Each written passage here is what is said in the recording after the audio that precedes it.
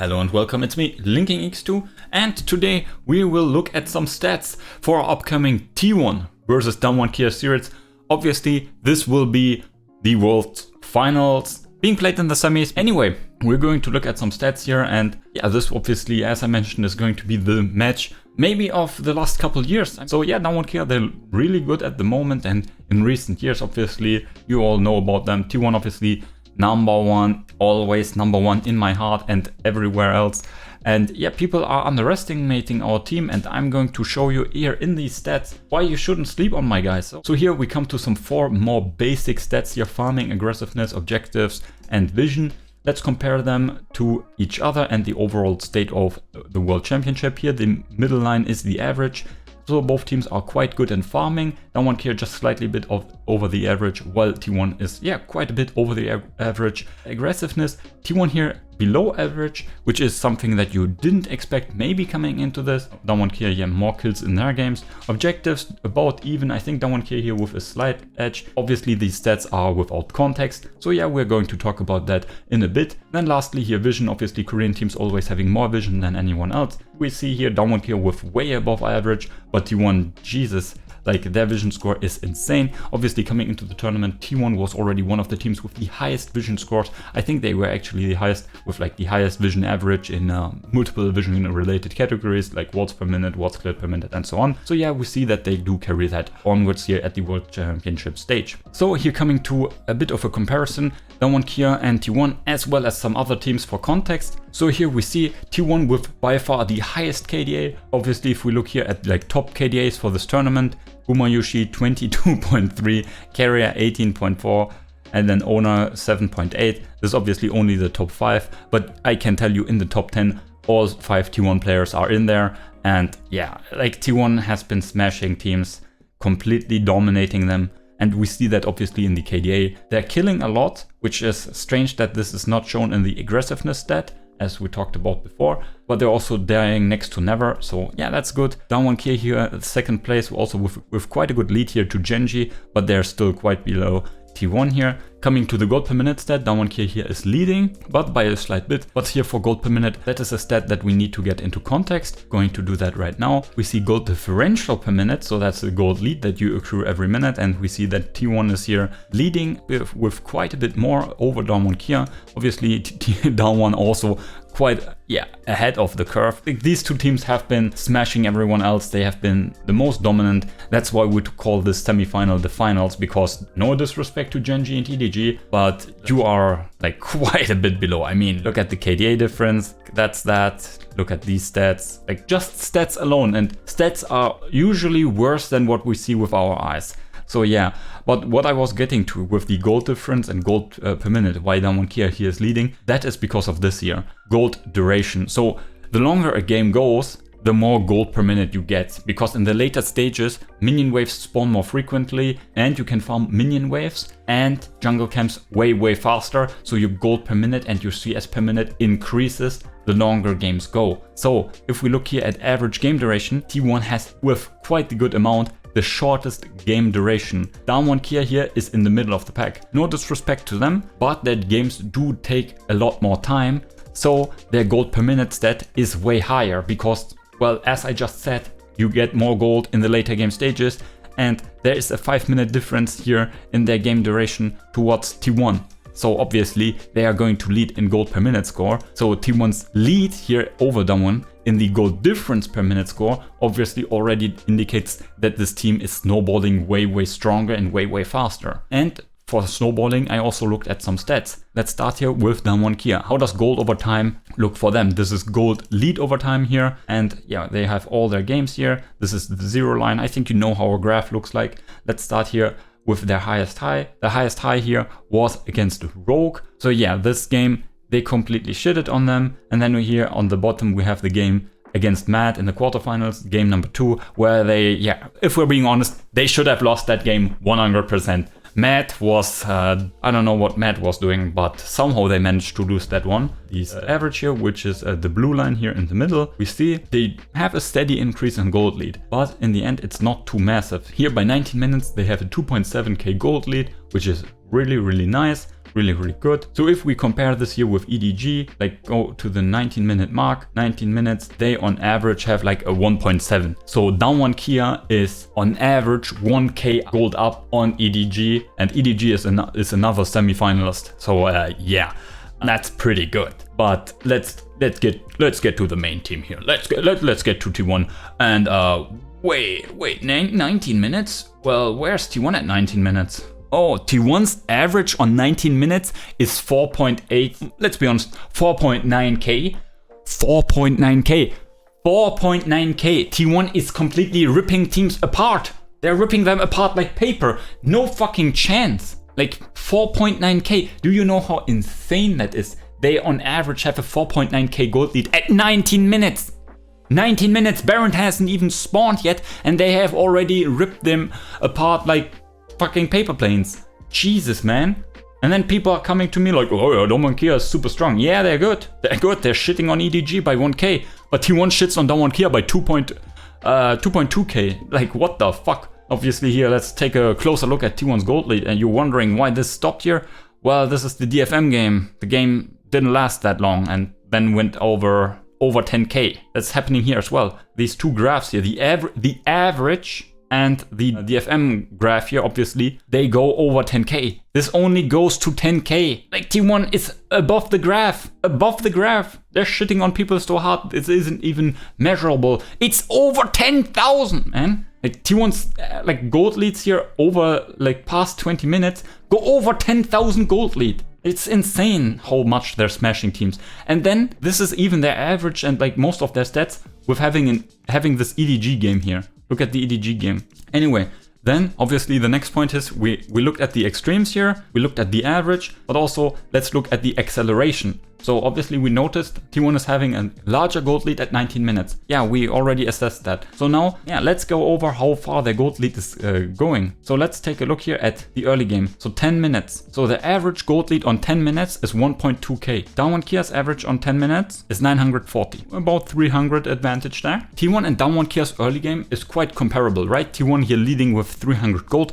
which is a lot at 10 minutes, right? 300 gold lead. 300 on top of Down One Kia's lead. That's quite a bit. So, but it's still comparable. But when we're coming like then to the 19-minute mark, T1 has extended their gold lead from 1.2k to 4.9k. In 9 minutes, Down One Kia accrued like 1.8k, T1 accrued like 3.5k. T1's mid-game gold generation is nearly twice as good as Down One Kia's. That's what I'm getting to here.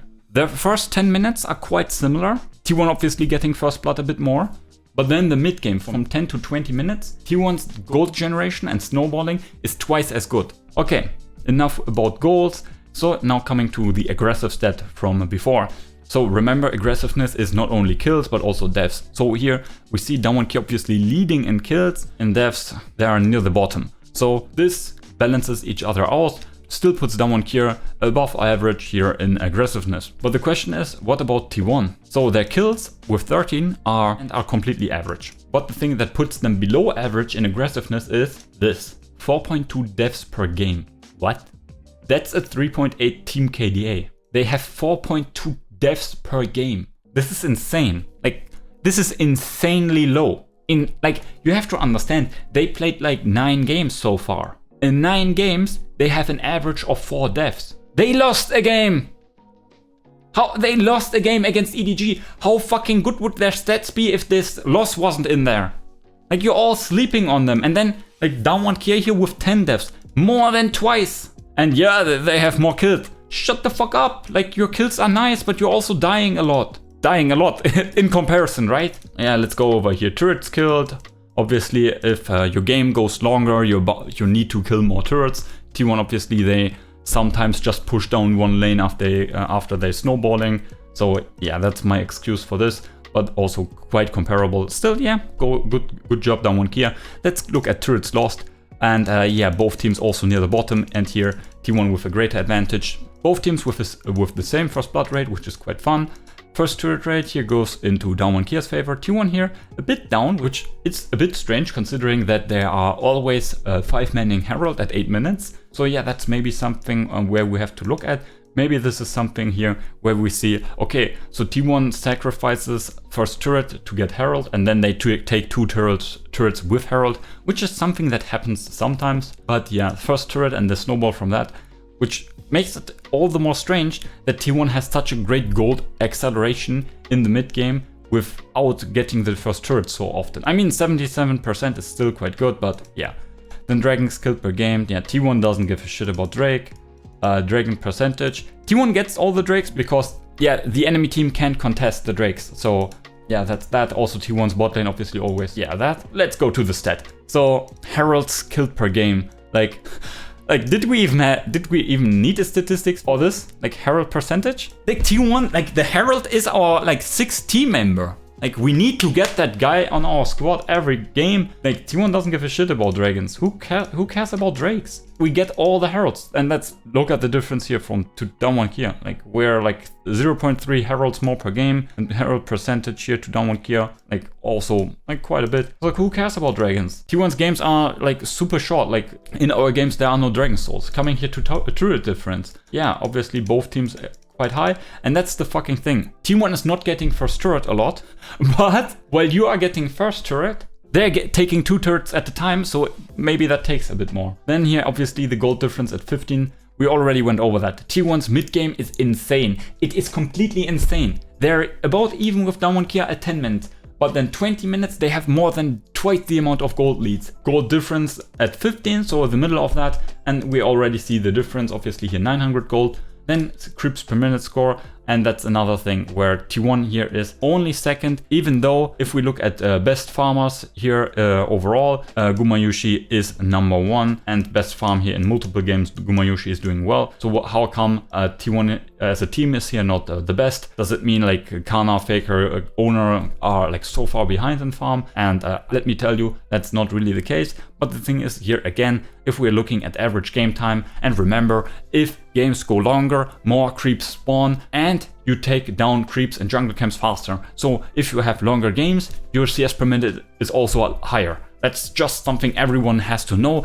If you look at your solo queue record, you also will see that trend. So T1 here with the lowest average game time, still having the 3rd highest CS per minute stat, means that they're farming insanely well. It is super good what they're doing here with the farm. Obviously, if we remember, where was it here? In farming, T1 is doing way above average, and this is reflected in the stat. They're doing insanely well. I think this should be way higher here, but who cares? Like 3.5, they're nearly the 2nd best team in CS per minute, while they have the lowest game time. This is insanely good how good they are at farming.